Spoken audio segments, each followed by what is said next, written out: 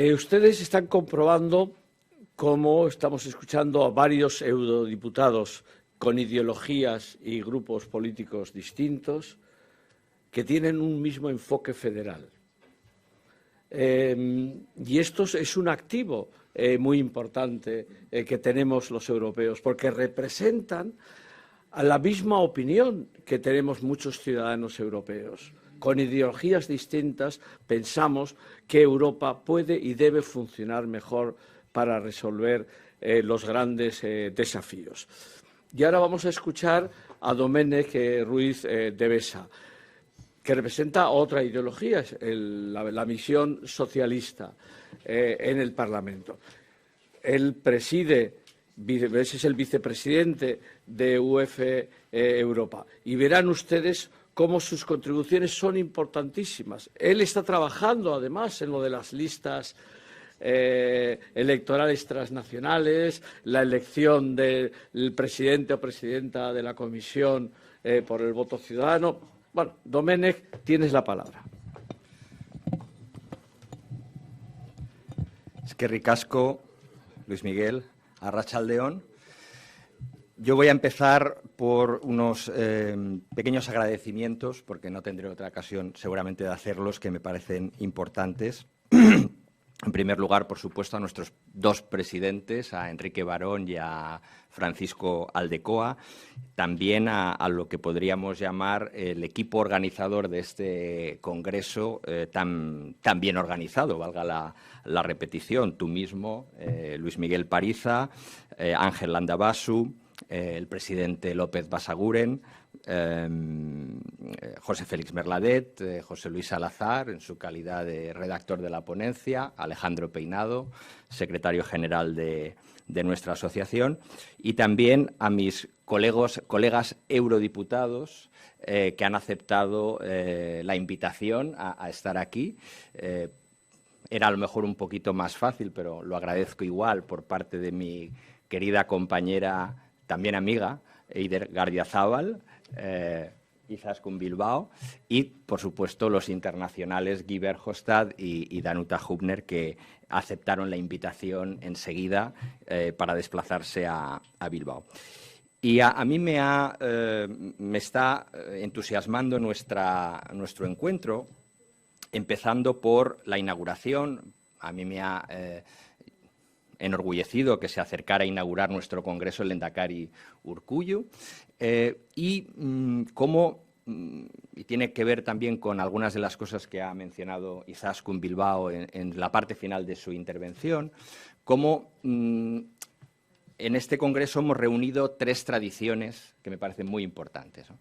La tradición del movimiento europeo, la tradición del federalismo europeo y la tradición del federalismo español. Y las tres son muy importantes y tienen importantes elementos en común sobre nuestra concepción de lo que es esa gobernanza multinivel democrática que va desde lo local hasta lo mundial, pasando por el nivel, en el caso español, llamamos autonómico, por supuesto el nivel estatal y el nivel de la Unión Europea.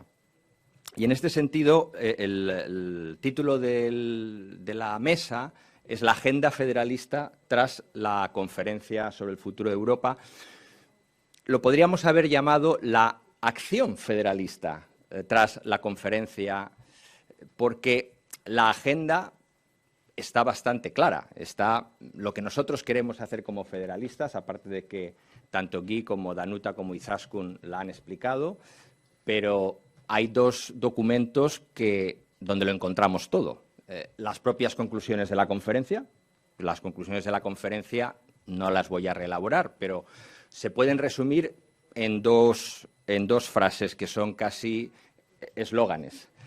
Más Europa, porque claramente los ciudadanos han reclamado más acción desde la Unión Europea en los campos que los ciudadanos, sin necesidad de tener un máster en estudios europeos o una especialidad en la materia, entienden, intuyen que requieren de una acción transnacional. El cambio climático, la digitalización, la salud pública. Era un campo que inicialmente no se pensaba que era la prioridad de la Unión Europea, pero claramente la pandemia lo ha puesto de relieve y por eso una de las conclusiones de la conferencia es que la salud sea una competencia compartida entre la Unión y los Estados, lo que no es el caso en el tratado actual. Las migraciones, obviamente, no podemos gestionar las migraciones tampoco desde el paradigma de un solo Estado y los ciudadanos están reclamando que avancemos en esa dirección. Puedo citar otros tantos, la digitalización, por ejemplo, la protección de los datos, la cooperación en materia de justicia, la seguridad, la defensa, lo ha elaborado muy bien Guy Verhofstadt. Los ciudadanos eran muy claros que querían más acción europea en esos campos. Y para actuar más en esos campos, en algunos casos, se requiere cambiar los tratados, porque los tratados los podemos ver desde dos dimensiones. La dimensión de la toma de decisiones, pero también la dimensión de las competencias que ejerce la Unión Europea. Y algunas de las cosas que nos han pedido los ciudadanos, la ciudadanía, daba el ejemplo de la salud pública, requieren cambiar la distribución competencial que tenemos actualmente en los tratados de la Unión Europea. Pero la ciudadanía también ha reclamado, y ahí va el segundo eslogan, una mejor Europa, más Europa y mejor Europa. Mejor Europa quiere decir más democrática y más eficiente en su toma de decisiones. No quiere esto decir que Europa no sea democrática, pero puede serlo más. Y para eso se necesita que, esto ya lo hemos dicho varias veces, que la toma de decisiones en el Consejo sea en todos los campos por mayoría cualificada y no por unanimidad, que además hace el funcionamiento más eficiente, además de ser más democrático, porque, claro, la unanimidad no es que sea antidemocrática, pero la democracia es el principio de la mayoría. Estaría muy bien si en esta sala todos nos ponemos de acuerdo. Está muy bien. El consenso o la unanimidad, si se alcanzan, bien está. Pero que uno solo en esta sala paralizara la decisión que quisiéramos tomar no es particularmente democrático. También en el sentido de mayor democracia necesitamos cambiar el equilibrio que existe actualmente entre el Parlamento y el Consejo. Es verdad, y también conviene decirlo, que nuestra Unión ya tiene muchos elementos federales. Es una federación en construcción. Como decía Izaskun, no es perfecta, pero es perfectible. La vamos mejorando según transcurre el tiempo. Y en ese sentido, el esquema de un Parlamento Europeo que representa a los ciudadanos y un Consejo que representa a los Estados es un elemento clásico de un Estado federal. Ahora bien, tenemos algunas dificultades que tenemos que resolver, que el Parlamento Europeo está excluido de algunas decisiones fundamentales. Si lo miramos cuantitativamente, es verdad que casi el 90% de las políticas se deciden por mayoría cualificada. Pero cuando lo miramos cualitativamente, y ahí hablo bajo la supervisión de Eider, los recursos propios es una decisión que toma el Consejo. El Parlamento es consultado, pero no tiene esa decisión. La emisión de deuda que hemos hecho para financiar el plan de recuperación es una decisión exclusiva del Consejo. En ese caso, ni siquiera el Parlamento es consultado con el tratado actual. En ese sentido, la determinación de los ingresos del presupuesto es una materia que los Estados han reservado para sí y el Parlamento, que es una anomalía tradicional, no es la primera vez que la decimos, el Parlamento solo decide por la parte del gasto del presupuesto. Pero eso se agudiza con el plan de recuperación.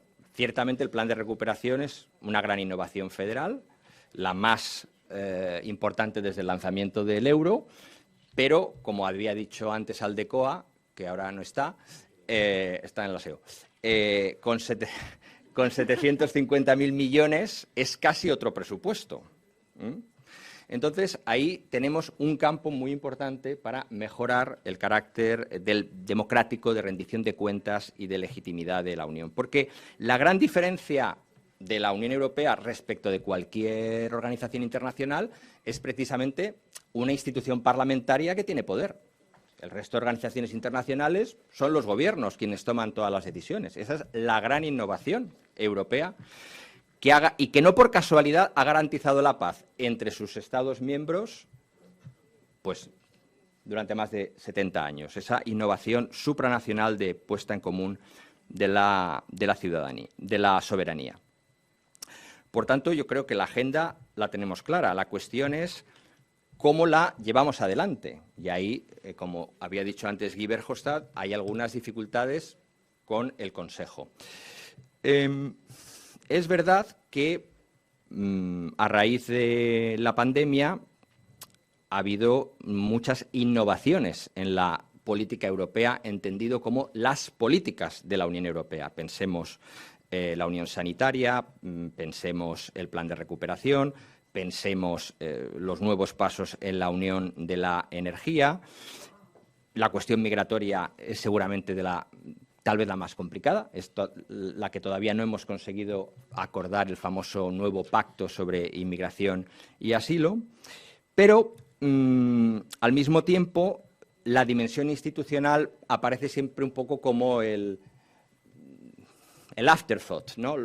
Lo último, lo que da más pereza, es como lo de ir al dentista. Sabes que tienes que ir, pero si lo puedes retrasar, cuanto más tarde mejor, ¿no? Cuanto más tarde mejor. Y vas por obligación, ¿no? Porque no te queda otro remedio, Y esa es la dificultad. Y esa es la atmósfera que yo encuentro en el Consejo en la actualidad. Pero lo necesitamos, no solamente por el tema de la unanimidad, por el tema del mayor carácter democrático, por el tema también de la consolidación de estas innovaciones. Estas innovaciones son, en cierto modo, de carácter reactivo. Pero, como decía Eider antes, no podemos consentir que el plan de recuperación y la emisión de deuda sea un una tantum, una y no más, que es un poco la postura de los holandeses. Una y no más, porque no nos queda otro remedio, pero eso de volverlo a hacer o de que tengamos con carácter permanente el instrumento de deuda y, por tanto, con carácter permanente los impuestos necesarios para armonizar esa deuda, en la línea de lo que tú decías de la Hacienda Europea, hay quien no lo quiere, pero nosotros yo creo que necesitamos dotar de estabilidad y necesitamos institucionalizar esos nuevos mecanismos.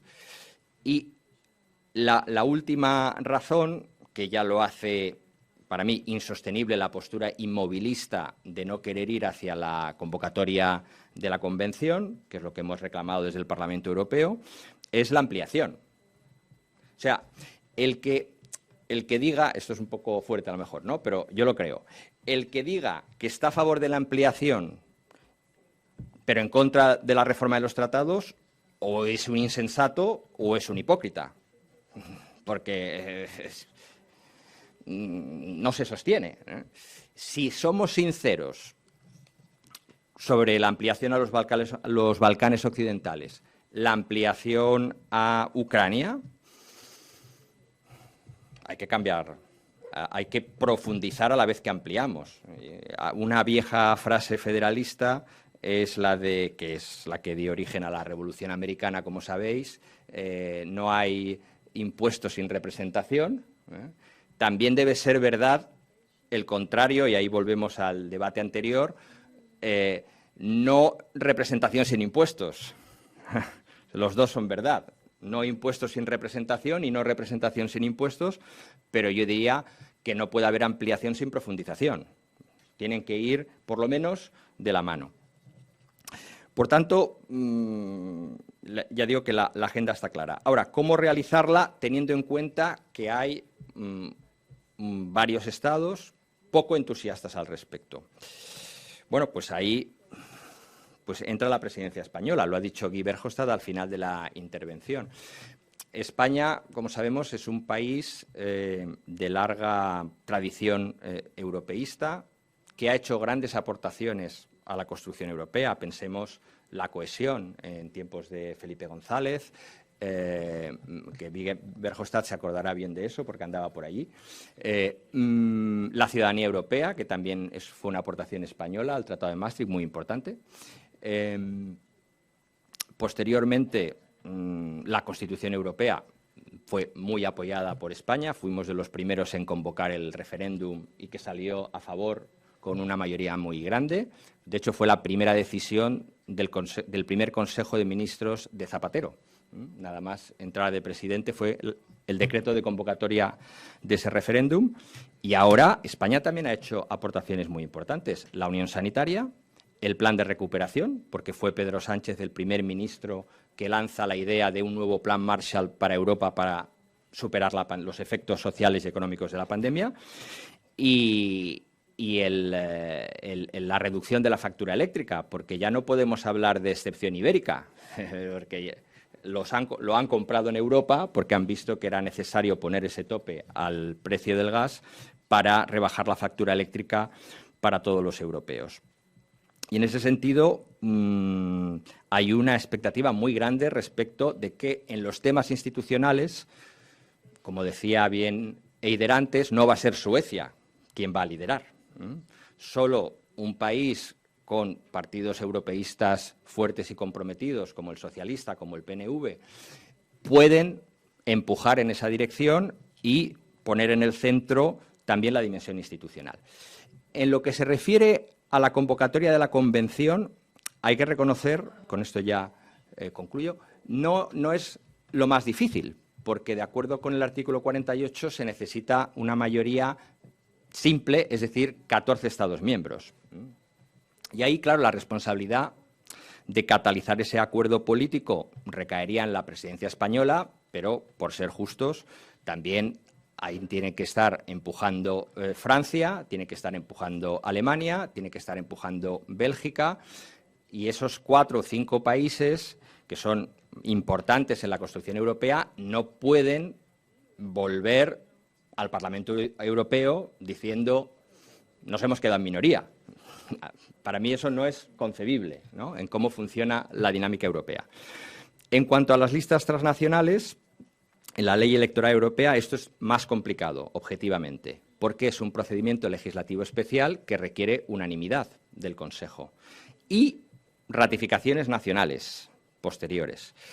Por tanto, ahí es un reto también, para empezar, para el ponente, que soy yo, que todavía el Consejo no ha tenido a bien sentarse a negociar con el Parlamento Europeo y, en la medida en que la presidencia española pueda también, por lo menos, y ahí creo que planteo un escenario factible y razonable, por no caer en el vicio de inflar las expectativas, que ya sabemos que en política nunca es algo muy aconsejable, pero por lo menos que la presidencia española pudiera catalizar un acuerdo en el Consejo para empezar a negociar con el Parlamento Europeo, para que negociáramos, no digo ya para que se cerrara el acuerdo sobre el informe y los elementos más importantes como el de la circunscripción paneuropea.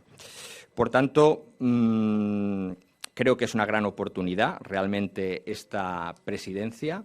Se puede avanzar también en un elemento importante para nosotros, pero creo que para toda Europa, aunque a veces nos cuesta explicarlo, que es el acuerdo con Mercosur.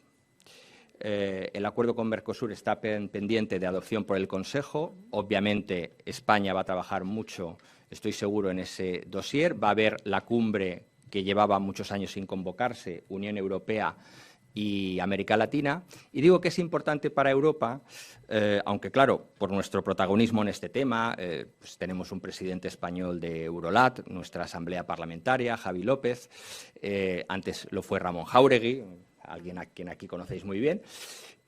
A veces parece que Mercosur es una cosa de los españoles y los portugueses. Y yo quiero aprovechar que está Danuta, aunque Danuta conoce muy bien España, y que está Guy Verhofstadt, para hacer un poco más de pedagogía en ese sentido, para que tengamos todos los europeos en cuenta que América Latina es la región más eurocompatible, además de los Estados Unidos, claro, con Europa.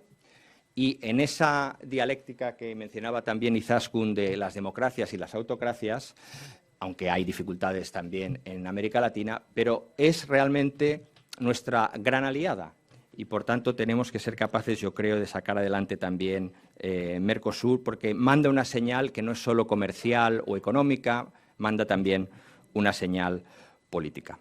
Así que esta es mi visión. De nuevo, me alegra mucho estar con vosotros, haber podido recordar esta mañana el papel tan importante de los vascos y las vascas en la construcción europea, con el Lehendakari Aguirre, con Javier Landaburu, y cómo el Consejo del Movimiento Europeo en el Exilio se funda en la sede del Gobierno vasco en París, y cómo cuando aparecieron, cómo de manera instantánea, que eso lo explica muy bien la profesora que había escrito el libro sobre la historia del PNV, Leire, cómo se funda la UEF del País Vasco. Se funda en un segundo, porque aparecen dos vascos al Congreso de la UEF en Luxemburgo en el año 47 o 48 o 49 y van ahí a enterarse, a participar.